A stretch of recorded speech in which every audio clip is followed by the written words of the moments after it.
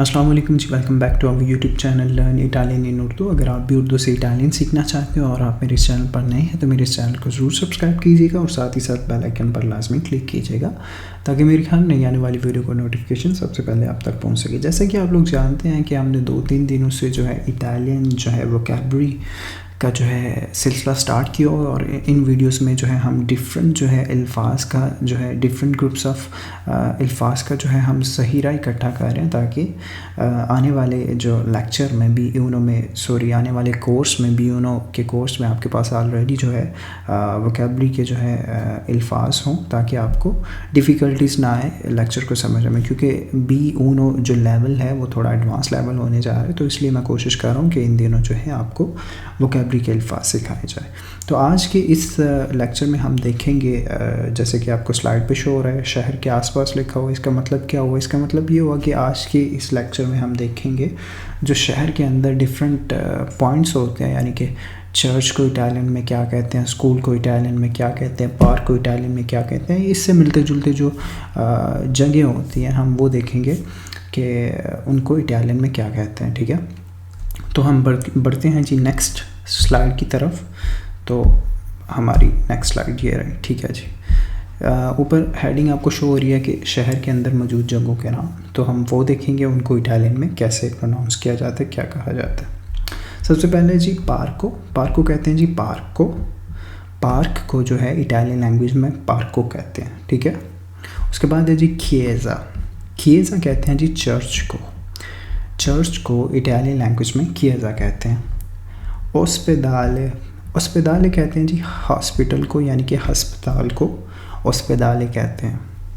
अगला लफ्ज़ है जी रिस्टोरांते कहते हैं जी रेस्टोरेंट को इटालियन लैंग्वेज में रिस्टोरांते कहते हैं। अगला लफ्ज़ है जी मुनिचिपो। ठीक है, मुनिचिपियो इसका कहते हैं जी सिटी हॉल को, यानी कि जो म्यूनसिपल कमेटी जिसको हम कहते हैं उर्दू में, उसको कहते हैं मुनिचिपियो, यानी कि सिटी हॉल।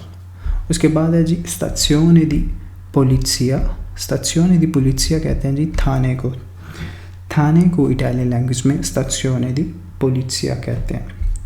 स्कूला कहते हैं स्कूल को।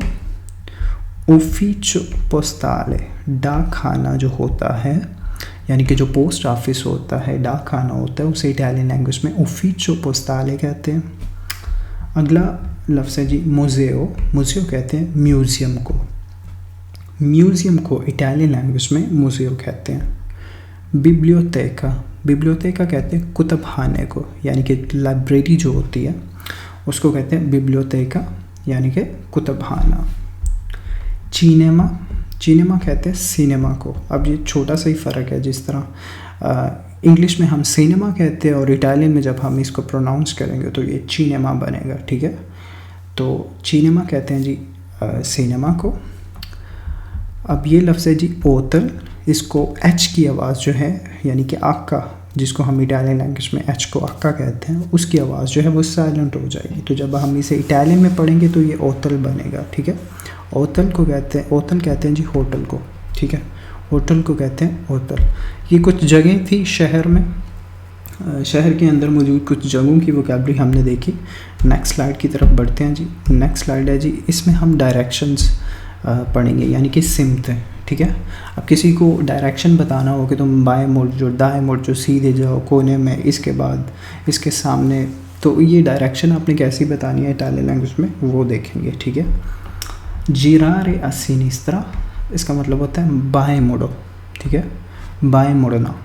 जीरारे आ सिनिस्tra बाएं मुड़ो। जीरारे आ destra दाएं मुड़ो या दाएं मुड़े। अंदारे dritto सीधे जाओ या सीधे जाएं। oltrepassare कोने में। accanto a इसके बाद। di fronte a के सामने। tra के दरमियान। ये कुछ डायरेक्शन है जो कि आपके लिए काफ़ी हेल्पफुल हो सकती हैं। अगर इनको आप इटालियन में याद कर लें तो ये आपके लिए काफ़ी हेल्पफुल हो सकती है डायरेक्शन पूछने में भी और जो है डायरेक्शन समझने में भी।